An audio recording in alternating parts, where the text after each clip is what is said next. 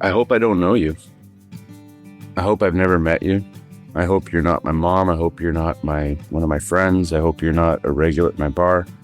I hope that you're coming into this and you don't know me. You don't know what I look like. You don't know if I'm a boy or a girl, or whatever.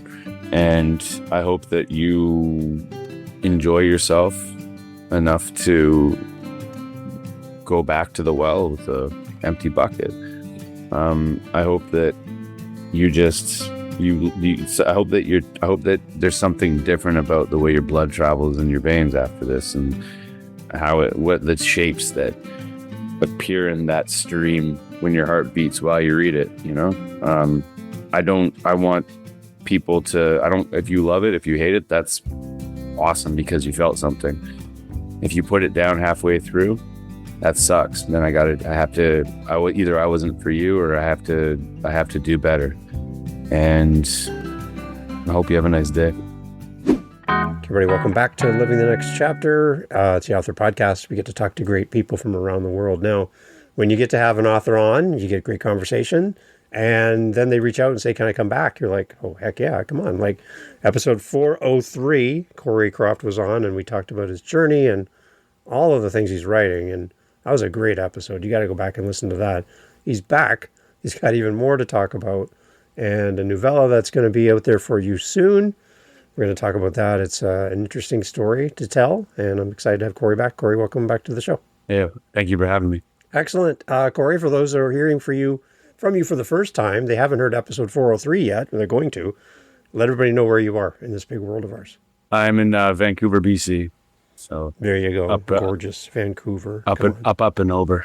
Nice place. I've been there once. I loved it. I didn't want to come back to Ontario.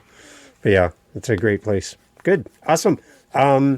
Back on episode 403, we were talking about your journey as an author. We covered a lot of territory because you've been writing a lot. Mm-hmm. You have some new project that's coming out. I would love to get your inspiration as a published author. You're doing a lot in the space for an author that's listening. We've done this last on episode 403. I'm interested to see where you're at now. Any kinds of encouragement for somebody new to writing, right? You've done a lot. You've played a lot. You've experimented a lot. Maybe a new author who's debating on going with more traditionally published or more self-published. I kind of get from you have a preference, but for that author that's listening, what would you suggest to them as far as how to get their book out there? Well, in reality, I would say kind of get some feedback about your work. Now, there are books that are traditionally published, they become huge books and they're way off what's normally digestible or acceptable by a mainstream audience. But in my experience now, there's a lot more realism. I will never call myself pessimistic, maybe not optimistic, but there's a realism that comes with experience and the tempering of expectations. Now, you always hear about, that person was that one in the million, that exceptional case, but you can't plan to be that exceptional case. The only thing you can really do is work on being you and doing the best that you can. So when you're deciding whether to go traditional or independent, the choice you have to make is how much work do you want to put in and how much heartache do you want to bear? Because when you are the one who is at the pilot seat and seeing the statistics and having to crunch the numbers and, move the wagon, it can be a little difficult. It can be taxing. Conversely, it's equally as taxing and probably existentially dreadful to submit, manuscript after manuscript to agent and publisher and, receive rejections. So patience as well. But at the end of the day, depending on the feedback, because people will read your work. You can't just keep it close to your chest like some dirty little secret until it's like, haha, world, here, this is what I've been in my basement, cooking up with bolts in the neck, it doesn't work like that. So you need feedback, you need beta readers, and then they will their feedback, their constructive criticism will help you decide which route to take, because traditional publishing, awesome. Independent publishing, awesome. It just depends on if you want to make it feel that way. So it's a number of variables. I mean, I would like to think that I have work that can do both. I just assumed that it would be a little more convenient for me to not be wrapped in the knuckles with the back of a butter knife a bunch of times when it comes to what I want to say. However, I am working on some projects that could be more traditionally published, just not even so much in content. What it is, it's style and the way that the narrative is told. So, and that's also about growing. You can't, you have to try new things. You have to explore. You have to, like you just said, you have to, not throw everything against the wall, but whatever you do throw against the wall, really go forensics on it, analyze it, and then just figure out what works for you, what feels good, what feels natural, and what people enjoy. It's an audience thing. I'm remembering why I loved having you back on episode 403, because you use these terms to kind of frame what you're saying, and you give context with examples, metaphors, and sayings. And I'm like, I remember listening back to our conversation back then and going, that you threw so many things at me and the audience that were just like, and for you, it just kind of, I can tell that you write, because you have a mastery of language and words, and you just, when you talk, they just flow out of you, and that I found to be enjoyable, and I'm already experiencing it again with you already. So this is fun. I thought about that, and I since we last spoke, and it's writing is one thing, but I think that articulation is just the need to be understood, which is why we all make art. It's just like I don't think people, for me personally, I crave to be understood, not by a faceless audience, but to just know that there's people out there that get what I'm trying to say and don't misconstrue or muddy up the message. And I just sort of kind of break it up. But I do believe that's why, there's this constant, running around a room looking for the keys underneath all the hats, just to be like, I got to get the right word. I got to get the right sentence to just make these people understand, And keys under the hat. There's one right there. I like that. I think when I talk to you, Corey, I love talking to you because you're entertaining, you're thoughtful, but there's a depth to your thoughts as well as you kind of pontificate. There's a word for you. Pontificate around your stories and what you're writing. It just flows out of you, and that's what I find enjoyable as a listener to connect with you this way, and then realize that flows into your writing as well, right? So there's a correlation between the words you say and the words you write, and that's what I pick up from our conversations. One of the things you talked about around the differences maybe between traditionally published and self-publishing is the creative control that you have more as an independent author and a writer. And we just talked about this from your website, and link everybody in the show notes to go check it out. But the cover of your latest book that we're going to talk about today, you have control. Mm-hmm. You can do whatever you want. You don't have to go and get the blessing from someone higher up to say, yes, Corey, you can use that cover, right? You can do whatever you want to do. And the story, because everyone can go to your website and see it now, but the story behind the cover and kind of how this came to be, because I'm looking at it going, I see the word Brazil kind of in the middle of the image, but I'm trying to figure out what happened here. What is this cover? You told me the story, but can you share with people as they check out your website and see the cover of the book, what's going on with this cover for your latest book? Yeah, I mean, I like to, my brother, up until either myself or my brother have done all my covers, the art, everything.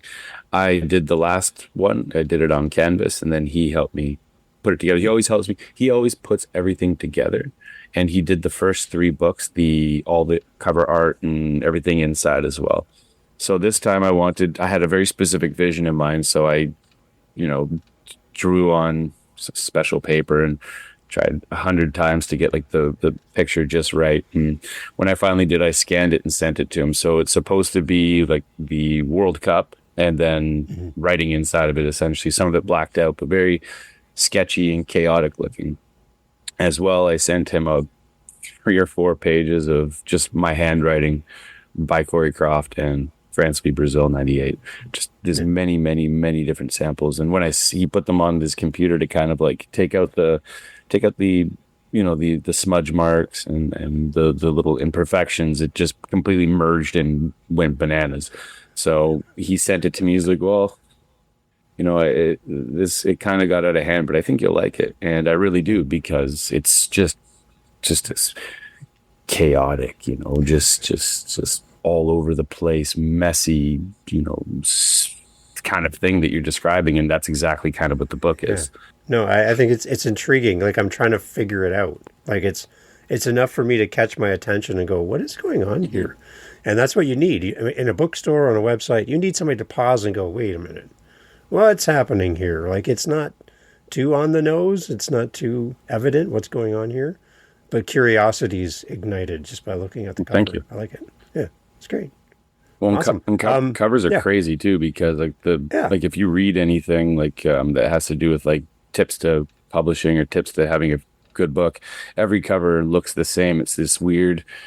I don't know, I guess it's not weird it's actually kind of a mundane like starburst in blue or pink behind these bold, Helvetica, all capital yeah. letters like the jury or the Yeah. something and then the name, and it's just I look at those and I just see like, okay, I know exactly what's going to be in this even if I don't. Whereas like if I do see a book that has a cover that's not even looks professionally done, but if it's interesting, then I kind of want to at least read the back of that book and find out what's going on with that person, you know. Yeah. As we go through and I scroll through your website, all of your books are here, all the different covers. You can get a sense of the book just by the cover, right? So that whole thing about we talked about judging a book by the cover. I think you can actually judge a book by the cover. And when we talked briefly before hitting record about the subject of your new book, Hmm. there's a lot of chaos in the story, Yeah. which is reflected on the cover, I think. Hmm. I think that's a good match between story and cover. I like that. 100%. Yeah. Yeah. All right. So your new book, your new novella, timing wise, just for the listeners as they are interested and curious about when this is coming out, do you have a rough idea when this will hit? Yeah, we're gonna do a soft launch on January 10th. Okay. Is looking like the desired date. And this one, normally I've put a lot more, I want to say, investment into my book launches. But with this one, it is a niche title and it is a very, kind of subdued, chaotic, but like very subdued and mellow story compared to the other ones. And more than anything, I just want it to see the light of day. Like I don't, it's gonna have a more particular audience. I think it's not a story that's gonna. It's a story that kind of departs from a real traditional kind of, especially mainstream paperback. So it's one of those. It's a slow burn that I just really want the world to see and to see what they think. Sometimes, I write, as I was saying before to you, that I write a lot of poetry. So sometimes it's just fascinating to me to not put a unedited or rough, in the sense of grammar or thought poem out in the world, but it's just sometimes a curiosity, an experiment to see how your art interacts with people who are either used to your art or have no idea what it's about. Because it may carry pieces of you, and it does. Let's just face it, it carries a lot of your DNA. But there's just so many different sides to you that it's just interesting to see if people embrace that side or if they reject that side, or if like four people say that side sounds like me, there's so many responses that you can get from your work, and I'm really interested to see what the response from this particular title is. So when you write, for our U.S. friends, niche, for Canada, niche, when you write a niche book and topic, you are constraining yourself to a pretty targeted audience, I would think, than a broad audience when you go niche with a topic. Do you have kind of in your mind who you envision a reader that's going to enjoy this story or pick this up? Yeah, I mean, I think anybody who's really into a character driven narrative. So this one is I mean, one reasons why it's a novella is because I didn't need to stretch it out to be hundreds of pages with the story that I have. Like there's no need to shoehorn a this romantic subplot or have this, like quirky, cute, side character, like have their problems. This is about one person who is essentially degenerating mentally, spiritually, and emotionally. And it's a very, very kind of a closed circuit case study as to what an unchecked, you know, what a person, what basically what unchecked symptoms can lead to a sickness, or what kind of sickness these unchecked symptoms can lead to. And it had its roots in influence. And as I wrote it, the original writing, which was many years ago, under a decade, but more than five, it was just done when it was done. Like no more need to be said. If anything, I've been stripping away the last little bit just to make it as concise as possible. So an audience who enjoys, character development and a strong, internal narrative, as well as those who really enjoy philosophy. It poses a lot of philosophical questions about life and death and choice, control, liberty, freedom, those, fun things in a very non-political way. Let me just say that because I realize those words have been, they've been riding with someone else's bus pass for a while. You know what I mean? You just did it again. I love that. I love it. So we're riding on this train. We're going on this locomotive, but it does have like to me, the literary influences that I would pick out would very much be, I would find it more Camus and Sartre because it's very existentially based. Like it's very, what am I? What's the world? What's the relationship between the two? How am I able to control this? How am I able to regain control? That it's all those kind of questions. And to me, they're so pertinent right now because I'm a bartender, and everyone that I talk to kind of bemoans the same loss of control, whether it be over our lives or our ability to make a life, or that we really can do. Who's doing what they love, who's doing where their passion is, who knows what their passion is. We don't even have the time to sit down and find out what that is. We're too busy busting our humps. So that's kind of who this is for, is just the people who have those questions, or who also just want to feel sad because it's a sad book. So was there a point where you had to wrestle with the earlier version of Corey, who originally wrote this book or this novella years and years ago? Did you have to wrestle with him? Because you're a different person today than you were back when you started. For sure. Right? Yeah, absolutely. He wrote the book with a lot of emotion, let's say, and back in the day, Croft, he was pretty grandiloquent. He was pretty he liked his words, but he also liked to write them down for strangers to read in a way that he hoped would impress them, I think.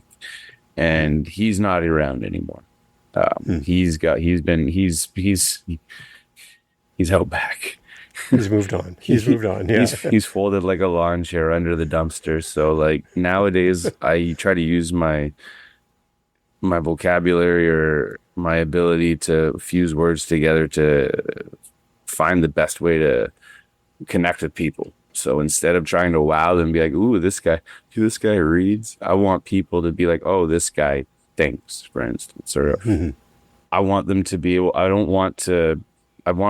just want to connect with people. I just want to share my stories and hopefully do to others what a really good story does to me, which is make me think, which is make me feel, which is make me reconsider my life up into this point. A really strong book that you holds a place in your heart. So that has been one focus. And then the other was just I wrote the book, when I was just less, I guess, comfortable with believing the reader could pick up on subliminal hints and foreshadowing at the beginning. I think I was a little bit more of an exposition monster when I first wrote it, at least the first draft. And it is a first draft, so I'll give myself a break. But it definitely was more syrupy, and it definitely took a lot more poetic license, whereas now it still does contain a great deal of poetry, but it's just tightened up. Did you see yourself in the pages that you wrote back in the day when you went back to kind of work on this project and prepare it to launch now in 2026? Is there part of you that you look back and go, I still see elements of Corey Croft back then that is still the same person, even though you're different today? Yeah, of course. He's a baby. He's still, I think if I'm breaking it down in a real woo-woo kind of sense, I was still uncomfortable I was creating characters so that I could expose vulnerabilities in myself back then. So it came out so much more histrionic. It was just I had to build up that character to be you are sad. Now show the world that you're sad. You're triste. You're all these things. And so the character would, it almost take on this Shakespearean, this thespian role of clutching their chest and raising a fist to the sky. Whereas now, I'm comfortable saying if I'm happy or sad or mad or depressed. And I have no problem just allowing the characters to allow their feet to touch the earth a little more often, seem more grounded. At least the characters that I'm using as a surrogate, to beat because I can't swing a baseball bat hard enough for my own head, you Right. know? So it's one of those things where also I don't one of the things that I did though in that book, which I'll commend myself for, and I still do, is like you're not taking you as a facsimile, as a carbon copy. You're taking a piece of you. So you can't like I would there's still a part of me that's like, yeah, but he would win in a fight, right? Or like, yeah, but this would happen, right? It's like, no, like that part of you, like take away like this aspect of you and do this, and then maybe borrow something from somebody else or to fill it in with. Like, you don't need, not every character has to carry your insecurities. Pick one Hmm. insecurity at a time and then exfoliate that with that character. But Hmm. you know what I mean? Just make it more direct so people can relate to it. For readers, then, as this book is coming out for us in January, I'm excited to see this the light of day and be on our tables in front of us as we read. Tell us a little bit about the premise of what you've written, because we chatted before we hit record, and I'm already curious about how this story is going to unfold. But there's several different kind of things happening to Hmm. our character in the novella. But what do we need to know about this character himself before we jump into reading this? Yeah, we need to know that this character is years removed from an extremely traumatic evening. So a traumatic series of events, unfortunate events that caused trauma, I guess you could say, and which had resulted in him having a complete mental and emotional breakdown, rendering him an agoraphobic who hadn't left his house for 3 years. Where we pick up on this story is he is found in him the ability to either convince, lie, or coax himself into believing that he has some control over his life, that which he never had before, that which I guess he'd been searching for. So this control that he has is not his ability to control his life, but his ability to control his death. So the title of the book is called France v. Brazil 98. And in large, and I mean, it's written in the first couple pages, so you kind of have the premises. He plans on more or less, you know, uh, ending his life upon the conclusion of that game. And to him, this has been like his chief concern in life, his way to regain control, that he is able to effectively choose decisively the moment that he's no longer with us. And he set himself up in a way where no one will miss him. Nothing, he has no real affiliations and no loved ones remaining. So he's put himself in a position where this is tenable and it's likely. And let's just say that he's unable to do it when he wants to, and that causes him to really kind of break even more. And it's again like it's very much like it's a first person kind of character study. Like a lot of the time when I was writing it, I did picture like the Mersa So character and several like Camus, protagonists just dealing with this absurdity of like, I can't even kill myself. So to me, it's kind of funny. It's a, Hmm. that's a black cherry humor right there. But like, Hmm. it to me, there is like this, almost like Kafkaesque hilarity, and that his only plan was to do this. And even like this, almost like this, he can't. And to me, there's a humor in that kind of keeps this story, gives the story some levity.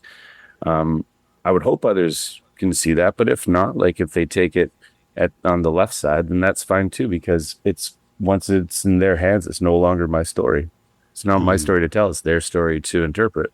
Yeah, and there's a caregiving angle as well within the story without giving too much away. But it seems like when I hear you talk about the fact that he's also a caregiver for someone else, that there's doesn't seem to be somebody there for him. So it's like he's on his own, right? On his own path, but there's nobody with him the way he is there for others. And I'm like, that's interesting as well. Because I think a lot of us who do kind of care for others within family or whatever, friends, when we don't have somebody watching our back, right? And being in our corner, that's pretty lonely, right? It is. And I find it's one of those things where it's kind of, I'm sure this is a saying. I don't know who said it. I'm not going to look, but it's one of those things. You can't care for other people if you don't care for yourself. You can't love someone else if there's no love inside of you for you. And he really personifies this because one of the things that I find, attach to that, is one of the things that I find fascinating about this story, this character, is he's been committed, right? He has had his problems and he's been certified and medicated. So what I find fascinating about this is that I wrote it before, obviously, the pandemic, and before this rush of, I guess, self-help, or the deputization of like therapy is like numero uno ichiban, right? So it's fascinating for me to look back at that time and to see a character who is a little how he's dealing with something that's become so paramount today. Like you would have thought that it was written, last summer, amid like all this, like the new kind of like the new jargon and the new buzzwords kind of coming in, but it wasn't. It was written a long time before that. So it was something that I guess, the idea of mental health has been on my mind for a while. And I mean, that's why I write, to be brutally honest, but for him, like, it's this really interesting, like, he knows there's certain passages where he gets worked up, bitter, angry, or just annoyed to the point of like sterling vexation. And he walks it back and he's like, no, that's not what we do in the real world. Like, that's the old you, you're the new you can kill yourself. It's fine. Like almost like his serenity now is like, I can kill myself, if that makes sense. Yeah. If you're a Seinfeld fan. Yeah. But at the same time, though, frustrated at the fact that he can't. He doesn't know that yet. Like in the he doesn't know that yet. Like when he finds that out, not a good day. Not a good day. We talked about the fact that there was a little bit of wrestling between you and the earlier version of you when you first started writing. Are you still wrestling with yourself today? Yeah, absolutely. I mean, I don't even know. It's far from stalemated. I mean, I think as long as anyone, maintains any level of remorse or regret, they're always going to wrestle with who they were.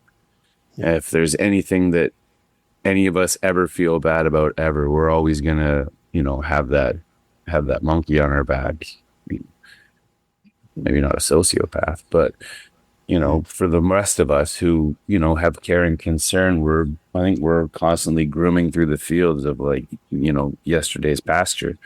And today, like, I still there's ways I want to be better. There's ways I actively know that I can be better and still don't do it. And that's a real wrestle. I can be a better, insert whatever word you want here. And I can improve my life whichever way, all these, follow the four winds, right?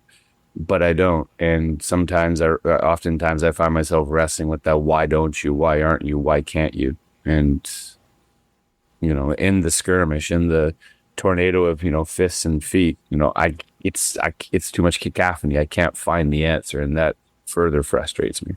All right. So for a reader, they're going to read your new book coming up in January.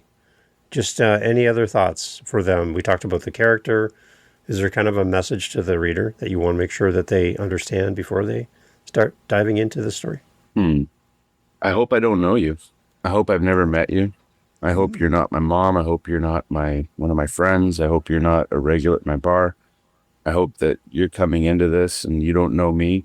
You don't know what I look like. You don't know if I'm a boy or a girl. Or whatever. And Yeah. I hope that you enjoy yourself enough to go back to the well with a empty bucket. I hope that you just you so I hope that there's something different about the way your blood travels in your veins after this, and how it what the shapes that appear in that stream when your heart beats while you read it, you know. Yeah. I want people to, I don't, if you love it, if you hate it, that's awesome because you felt something. If you put it down halfway through, that sucks. Then I have to, either I wasn't for you, or I have to do better. And I hope you have a nice day. You talked about the fact that the story goes out, it doesn't belong to you anymore as the author, it Hmm. belongs to the reader, and it's up to them to kind of put it in their context. Hmm. From an author's point of view, from the writer's point of view, though, what is this novella not intended to be? Like when you were writing, like you're like, I'm not trying to do this with this story. People can have their own response, Yep. but your intent as the writer, I wasn't trying to do what with this novella. I wasn't trying to glamorize mental illness or schizophrenia like tendencies. You know, I'm not trying to create, I'm never trying to take away the seriousness, or to try and build up something that I find as being negative or destructful, or sad, quite frankly. When I write in general, when I write about awful people, which is often, and when I write about, like sorrow and things like that, like I'm not at a point where I'm like trying to pat myself on the back or get a ribbon for being, the most uncomfortable person in the room. I'm trying to express how I feel in the hopes that other people can relate to it, and also see that, like they can do it too. And sometimes, I don't necessarily write with happy endings or some kind of inspiring message that's easy to see, but it doesn't mean that I'm making light or trying to throw a kind of self-congratulatory party for terrible feelings and awful things and things that I wish I didn't have and you probably wish you didn't have. You know what I mean? Mm-hmm. It's Right. yeah. It's to me this it's cathartic, and it's letting things out, and it's an explosion, and people are free to sift through the debris, whatever shape they find those liquid metals and those smoldering plastics. I have no control over that. But all I can tell you is the explosion usually comes from a place of intensity, and it falls to the ground with, the fallout lands with good intentions, at least. Corey, I'm so thrilled that you have time to come back and talk Always. about what you're working on. I'd love for you to keep coming back because I love talking to you, and you make my brain warm just listening to how you present yourself and the way you think out loud. It's inspiring. So I love having time with you. Your website, let's talk about that quick, where they can go see the cover of the book, which we've been chatting about. Yes. They can follow you and stay in touch and watch you keep creating. And then I got one more question here at the end to wrap up, but talk us through your website again so we can send people there. Yeah, so that's CoreyCroftAuthor.com. Corey Croft Author, I believe, is my Instagram handle too. I was told to have some unity there. And yeah, and on the website, there are some pretty oldies but goodies as far as short stories go. Some actual written poetry on there that I usually read it as opposed to writing it down on social media so I can kind of put something out later. But there are some examples there. Links to buy the books, background info, all the media that I've done. And what else? Yeah. And then I'm mostly active on on Instagram. Unfortunately, that's the necessary evil that the potion that I've chosen to, gulp, where I do poems in English and then translated to Portuguese and Spanish, the odd, I don't know, picture based poem. It's mostly poems. It'll be gearing more towards the book, but I found that I am not good at marketing myself and feeling like I'm, throwing rocks at people's windows when it comes to trying to sell, which is a problem I got to deal with. The thing I wrestle with all the time. I could be better at marketing and I could be more insistent on the purchasing of my work. But yeah, at this point, I'm just making art because I love making art. When authors and writers create characters for their novellas and their books, sometimes there's a relationship built with your character through the process. So for you, when you look at the character for your newest novella, just can you explain to me and tell me what's your relationship like with this character? When's the last time you had an interaction with this character? I would say, well, when I originally wrote the book, like he probably represented a lot of like what was going on in me at that moment, because strangely enough, it was a half real, half constructed moment where something happened and something, and I basically, the original writing of the book, I'd had a strange night and went home and stayed up basically overnight writing the rough draft, and then slept a little bit and then wrote the rest of it. Like it was very, very quick, and then sort of looked at it and then just didn't think much of it. And upon returning to it, like you can still see where you know what it looks like?